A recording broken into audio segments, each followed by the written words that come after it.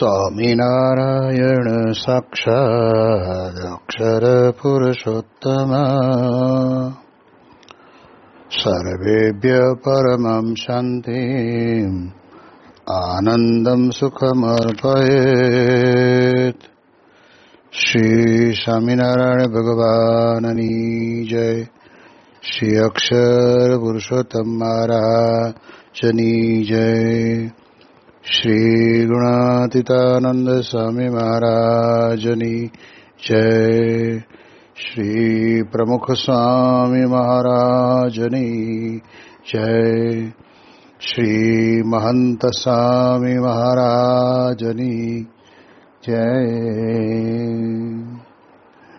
પ્રગટ ગુરુ હરિ પરમ પૂજ્ય મહંત સ્વામી મહારાજની આજ્ઞા અને આશીર્વાદથી આપણે બધા નિત્ય પ્રાતઃ કથાનો લાભ લઈ રહ્યા છીએ. આજે આપણા માટે માર્ચ મહિનાની 10મી તારીખ અને સોમવારનો મહાપવિત્ર દિવસ છે અને 1480મી સભા થાય છે. કહત હૈ સહજાનંદ એ વિષય ઉપર 1131મો દિવસ થાય છે. ભગવાન સ્વામિનારાયણ ગરડા પ્રથમ પ્રકરણના 67ના વચનામૃતની અંદર વાત કરતા કહે છે કે કોઈક સત્પુરુષ છે તેને તો આલોકના સુખમાં પ્રીતિ જ નથી અને પરલોક જે ભગવાનનું ધામ તથા ભગવાનની મૂર્તિ તેને વિશે વાસના છે અને જે તેનો સંગ કરે તેનું પણ એવી જ જાતનું હિત કરે છે. જે આ મારો સંગી છે તેને આ સંસારની વાસના તૂટી જાય ને ભગવાનને વિશે પ્રીતિ થાય તો ઘણું સારું. ભગવાન સ્વામિનારાયણ આપણને આ વચનામૃતની અંદર સત્પુરુષના ગુણ મુમુક્ષુને વિશે કેવી રીતે આવે એની વાતની અંદર આપણને સ્પષ્ટતા મહારાજ કરે છે કે કોઈ એવા સત્પુરુષ છે તેમને આલોકના કોઈ પદાર્થની વિશે પ્રીતિ નથી અને સંસારની વાસના પણ નથી. ભગવાનની વિશે દ્રઢ પ્રીતિ રાખીને બેઠા છે. ભગવાન અને ભગવાનનું ધામ તેની વિશે એમને અતિશય દ્રઢ પ્રીતિ છે. હવે આવા જે સંત છે એનો જે કોઈ સંગ કરે તેનું પણ એવી જ જાતનું હિત કરે. કારણ કે આપણે જાણીએ છીએ કે જે સંગ તેવો રંગ લાગે છે. આપણને મહારાજે વચનામૃતની અંદર પણ કહ્યું છે ને કે જેમ ફૂલે કરીને તિલ વસાય છે એટલે પહેલાંના સમયની અંદર અત્તર બનાવતા તો પહેલાં એક થર ગુલાબની પાંખડીનો નાખે, પછી બીજો થર ઉપર તલના દાણાનો નાખે, પછી ત્રીજો થર વળી પાછો ઉપર ગુલાબની પાંખડીનો નાખે, પછી પાછો એની ઉપર તલના દાણાનો નાખે. આવી રીતે એક પાત્રની અંદર આવી રીતે એ થર નાખતા અને થોડાક દિવસ માટે રાખી મૂકે એટલે જેટલી પણ ગુલાબની અંદર સુગંધ મગમગતી રહી છે એ તમામ સુગંધ એ તલની અંદર આવી જાય અને તલને પછી જ્યારે એ પ્રમાણે પીસવામાં આવે અને વાટે અને એની અંદરથી જે કંઈ તેલ નીકળે ને એ ગુલાબ સરખું સુગંધીમાન નીકળે. એમ જેને ખરેખર સાચા સત્પુરુષ પ્રાપ્ત થયા છે એ સત્પુરુષના યોગની અંદર જે આવે છે તો એ સત્પુરુષના ગુણ એ મુમુક્ષુની વિશે આવે એટલે એનો સંગ કરે તો. પરંતુ કહે છે ને કે સંગ એવો કરવો જોઈએ કે ભગવાન સ્વામિનારાયણે આપણને કહ્યું છે ને કે ગરડા પ્રથમ પ્રકરણના 54મા વચનામૃતની અંદર સત્પુરુષનો દ્રઢ પ્રસંગ એ સંઘની અંદર જો આટલું આવતું હોય તો પણ કહે છે કે પ્રસંગ કરે તો પછી સ્વામી કે સત્પુરુષના જેવા છે તેવા ગુણ એ મુમુક્ષોની અંદર આવે. એટલે એટલા માટે થઈને મહારાજ આપણને આ વચનામૃતની અંદર કહે છે કે એવા જે ભગવાનની વિશે જેની અતિ દ્રઢ વાસના છે, મૂર્તિની વિશે દ્રાસના છે, ભગવાનના ધામને વિશેની દ્રઢ પ્રીતિ છે, એવા જે સંત તેનો સંગ કરે. એટલે સંગ તો સ્વામી કે દરેક વ્યક્તિ પોતપોતાના જીવનની અંદર દરેક વ્યક્તિ પોતાની અંતરથી મનથી નક્કી કરેલી વ્યક્તિ સાથેનો સંગ કરતો જ હોય છે. પણ જેને જેવો સંગ તેવો રંગ લાગે. એક વાત બહુ સ્પષ્ટ છે. સફેદ કપડાની અંદર કાળો કલર નાખો તો કાળો ડાઘ દેખાય, અને ભગવો કલર નાખો તો ભગવો ડાઘ દેખાય, અને સ્કાય બ્લુ કલર નાખો તો સ્કાય બ્લુ કલર દેખાય. પણ કલર જેવો છે એવો જ કલરનો પ્રતિબિંબ એ કપડાની અંદર પડતું હોય છે. એમ સ્વામી કહે છે કે જેવા સત્પુરુષ મળે ને તેવા ગુણ આવે.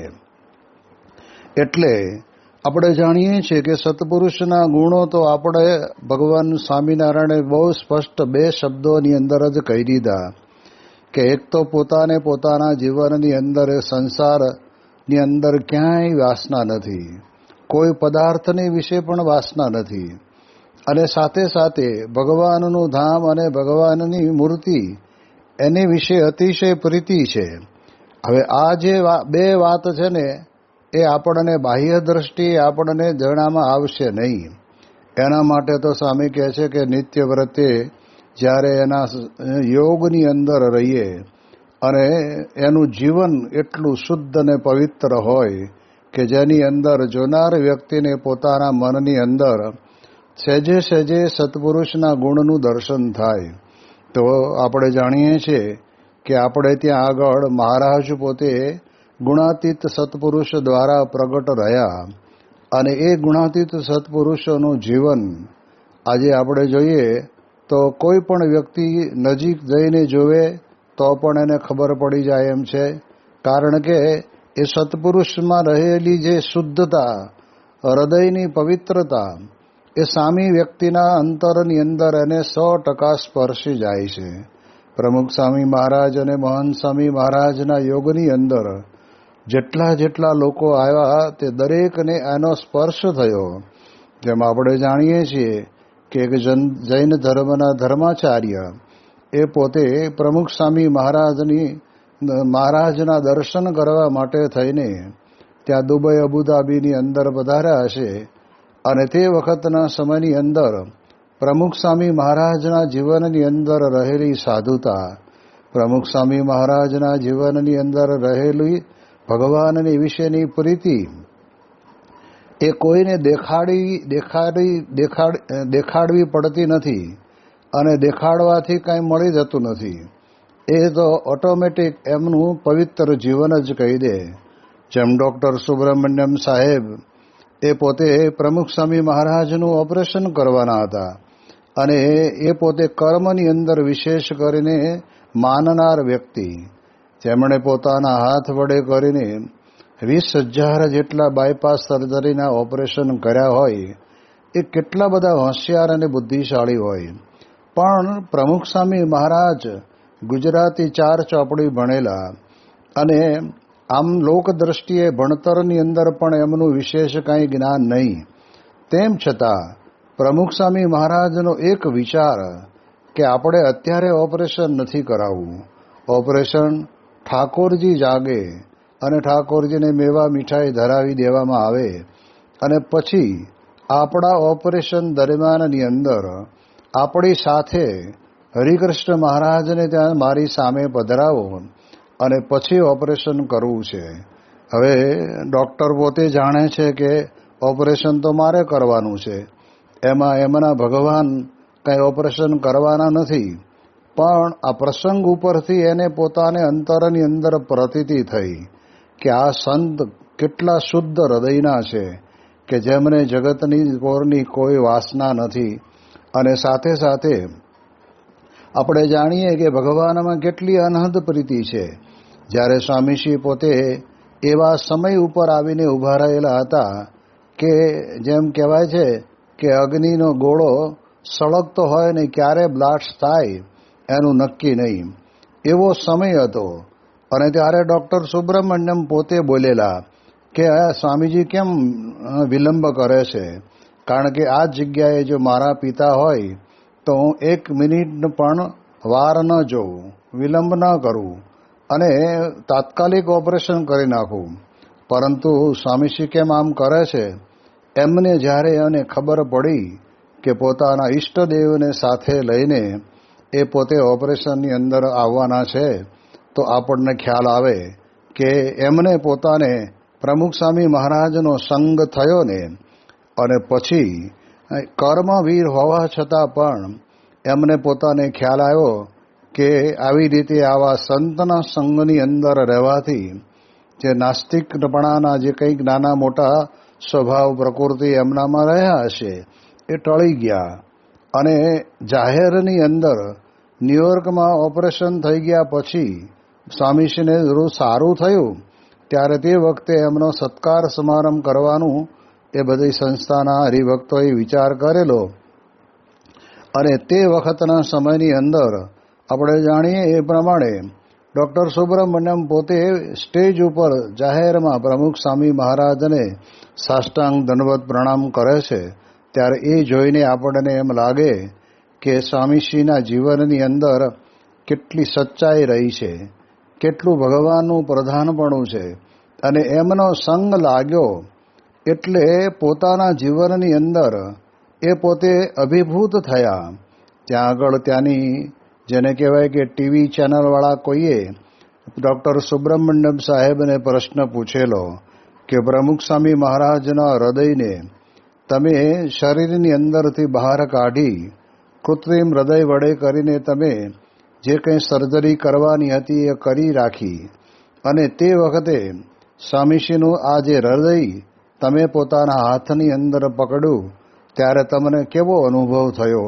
કારણ કે આપણા ત્યાં આપણા શાસ્ત્રો કહે છે કે સંત હૃદય નવનીત સમાના, કહે છે કે સંતનું હૃદય એટલું બધું પવિત્ર હોય છે ને કે જેવા માણસોના હૃદય હોય એ પ્રકારનું હૃદયનો આકાર એ પ્રકારનો હોય, હલનચલન એ પ્રકારની હોય, પણ પરમ પવિત્ર પુરુષના પ્રસંગની અંદર રહેલું શરીરમાં રહેલું જે હૃદય છે એ અતિ પવિત્ર અને શુદ્ધ હોય કે જેની અંદર જગતનો કોઈ પણ સંકલ્પ પણ એમને અંતરની અંદર ન હોય. ભગવાનની વિશે દ્રઢ પ્રીતિ એ પણ અતિશય દ્રઢ થયેલી હોય. અને આપણે આ જ પ્રસંગ ઉપરથી સમજીએ છીએ ને કે જ્યારે ઓપરેશન કરવા જવાનું હતું ત્યારે સ્વામીશ્રીએ ઠાકોરજી આરામમાં હતા એટલે એટલો સમય મુલતવી રાખ્યું.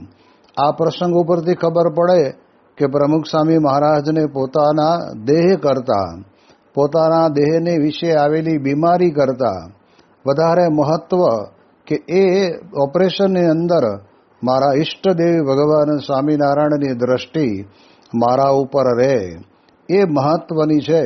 તો એ પ્રમાણે સ્વામી કહે છે કે એવો વિચાર જે આવ્યો ને એ શુદ્ધ વિચાર કહેવાય. નહીંતર તો સ્વામી કહે છે ને કેટલાક દર્દીઓને ઘણી વખત આપણે દવાખાને મળવા જઈએ તો એ દર્દી પોતે પથારીમાં પડ્યો હોય અને આપણે જઈએ એટલે થોડું ઘણું રડવાનું શરૂ થઈ જાય, અથવા તો થોડું ઘણું એમ કહેવાય પોતાના દુઃખને દુખાવાની વાતોમાં બરાબર પડી જાય. પણ પોતાની સામે સતત ભગવાનના દર્શન થાય એવું તો બહુધા ઓછું જોવા મળે.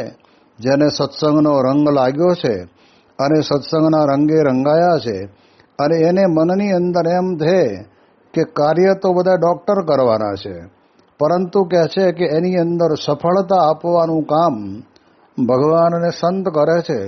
એટલે મારી નજર સામે મને સતત આંખ ખોલું અને ત્યારે મહારાજ પરબ્રહ્મ પુરુષોત્તમ નારાયણ ગુણાતીતાનંદ સ્વામી અને ગુણાતીત વર્યો સત્પુરુષોના મને દર્શન થાય એટલે મને પરમ શાંતિ રહેશે એવો વિચાર કોકને જ આવે.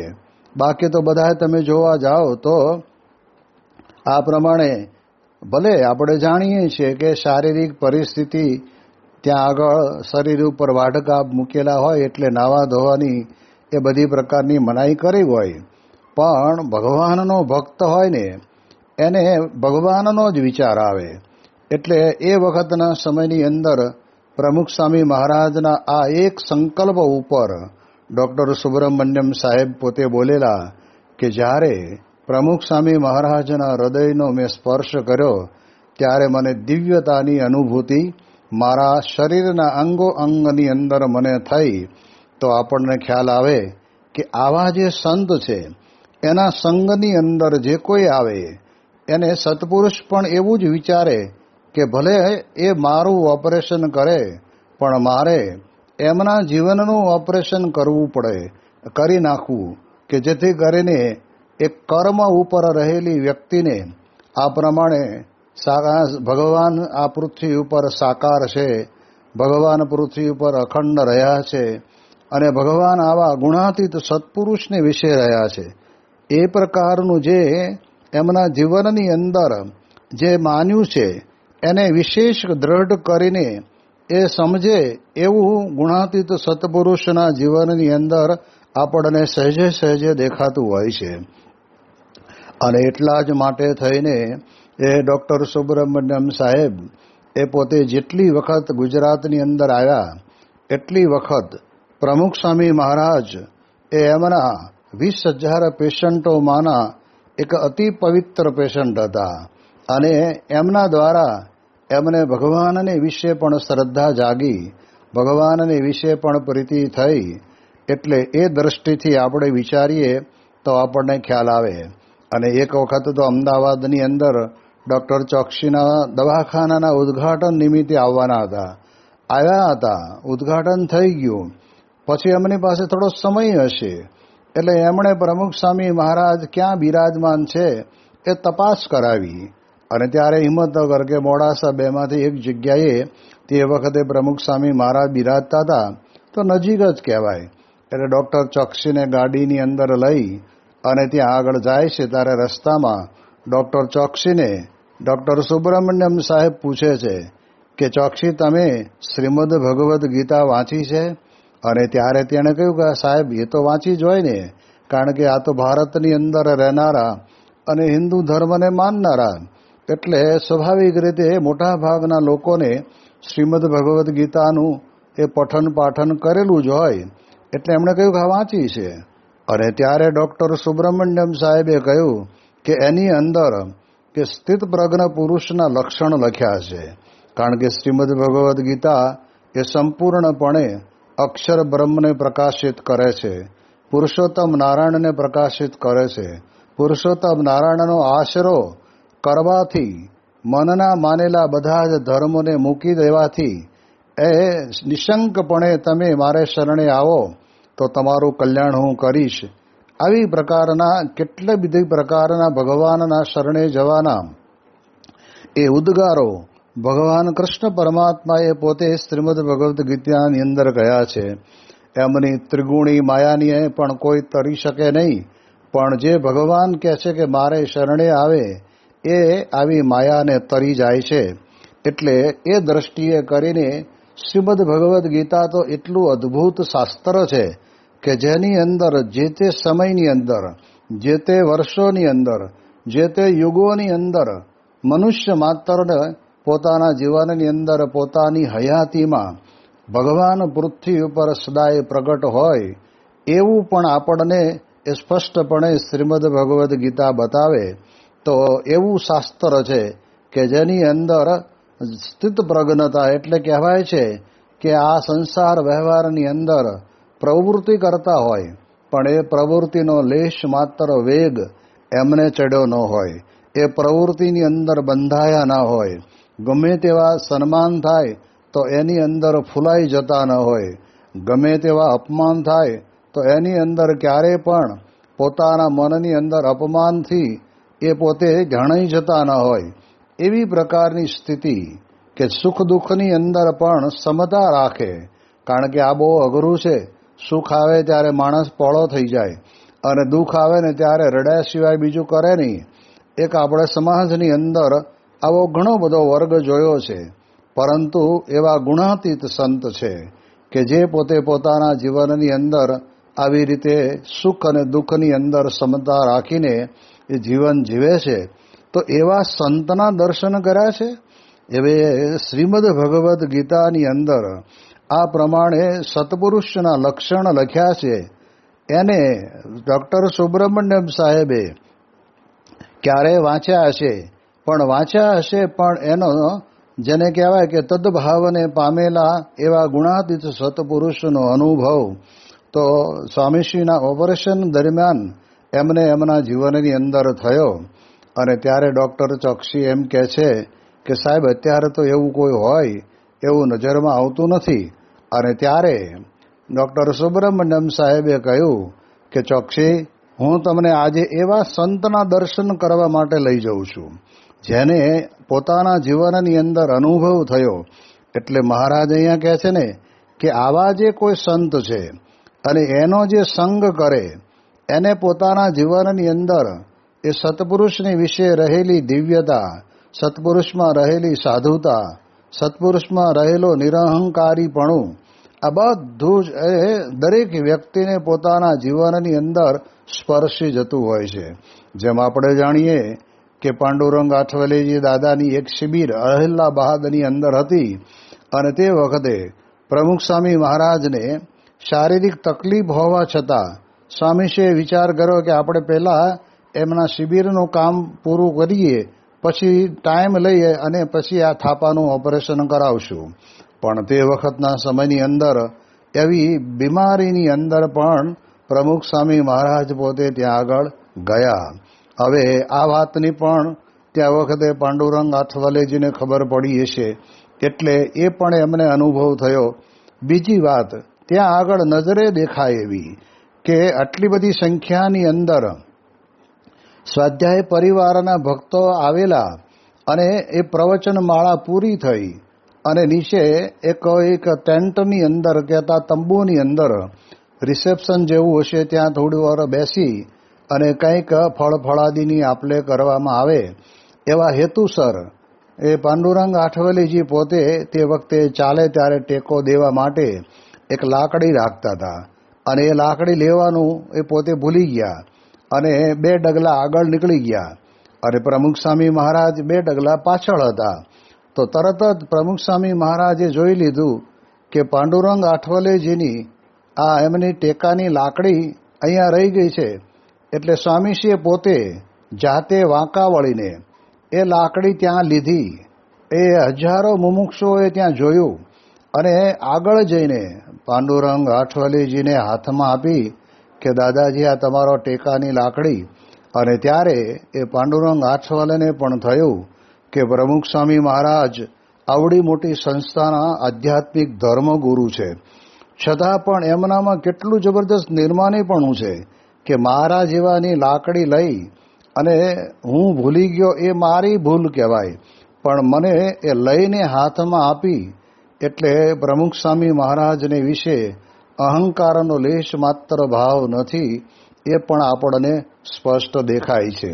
એટલે એ દ્રષ્ટિથી આપણે જાણીએ જ્ઞાની જેલસિંહ જે ભારતના એક વખતના રાષ્ટ્રપતિ હતા અને ગુણાતીતાનંદ સ્વામી દ્વિશતાબ્દી મહોત્સવના સમયાની અંદર એમને 20 મિનિટ માત્ર જ આવવાનું થયું અને ત્યારે તે વખતના સમયની અંદર એ પોતે પ્રદર્શન ખંડની અંદર ગયા, પ્રદર્શન જોયું અને સમય તો પૂરો થવા આવેલો, પરંતુ આ કંતાનની કેબિનની અંદર બેઠેલા પ્રમુખ સ્વામી મહારાજ પોતે ત્યાં બિરાજમાન હતા.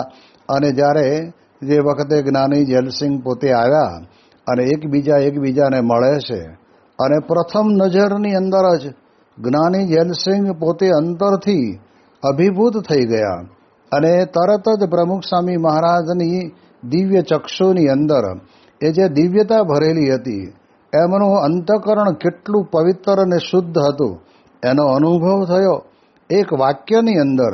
અને જ્ઞાની જેલસિંહ પોતે બોલ્યા કે સ્વામીજી આપને એ પ્રદર્શનિયા બહુત બડી બનાઈ હૈ. અને ત્યારે પ્રમુખ સ્વામી મહારાજ એ જ વખતે બીજું કાંઈ જ વિચાર્યા વગર તરત જ બોલ્યા, ये सब हमारे महंत स्वामी विश्वचरण स्वामी आदि सब संत लोक ने बनाया है, भगवान स्वामीनारायण की कृपा से हुआ है, हमारे गुरु योगी जी महाराज का आशीर्वाद से ये तैयार हुआ है. એટલે એ પ્રમાણે ત્યાં આગળ જ્યારે સ્વામીશ્રી બોલે છે એ બોલવાની અંદર પણ એમાં પણ કંઈક કોઈ પ્રકારનો સારો ભાવ, જેને કહેવાય ને અહંકારનો ભાવ, એ લેશ માત્ર એમાં દેખાયો નહીં. અને અતિ નિર્માની એવા સંતના દર્શન કરતા એ પોતે અભિભૂત થયા. સભા મંડપની અંદર નાની એવી સભાની અંદર હારતોરા કર્યા અને પછી જ્ઞાની જલસિંહજી પોતે બોલ્યા कि प्रमुख स्वामी जी महाराज का दर्शन करके मेरे अंतर में बड़ी शांति हुई है और स्वामी जी के जीवन में न काम न क्रोध न लोभ न मोह न माया कुछ नहीं अहंकार नहीं है. ऐसे पवित्र संत हमारा भारत देश को ऐसे संत की जरूरत है. एम करीने ते वखतना समयनी अंदर ज्ञानी जलसिंह पोते प्रमुख स्वामी महाराजना गुणानुवाद गाय છે.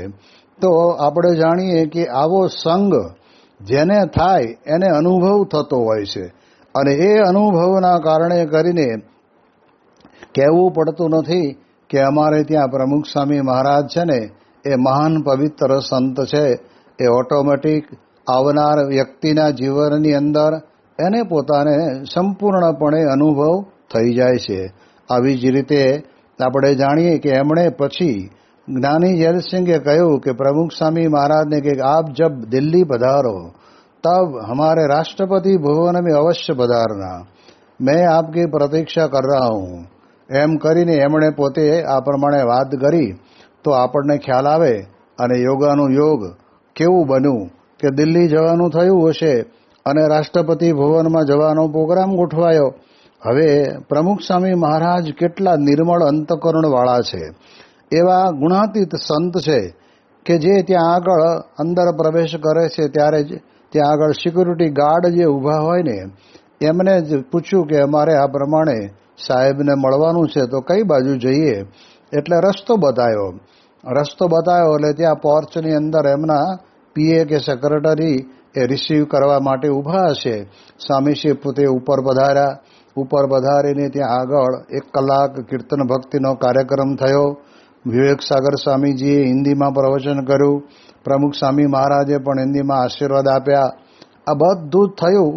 એ પ્રસંગની અંદર એમને પોતાને જ્ઞાની જલસિંહને જે આનંદ જ્યાં અમદાવાદની અંદર ગુણાતીતાનંદ સ્વામી દ્વિશતાબ્દી મહોત્સવની અંદર પ્રાપ્ત થયો હતો, એવો ને એવો જ આનંદ, એવું ને એવું જ સુખની અનુભૂતિ અહીંયા આગળ રાષ્ટ્રપતિ ભુવનમાં થઈ.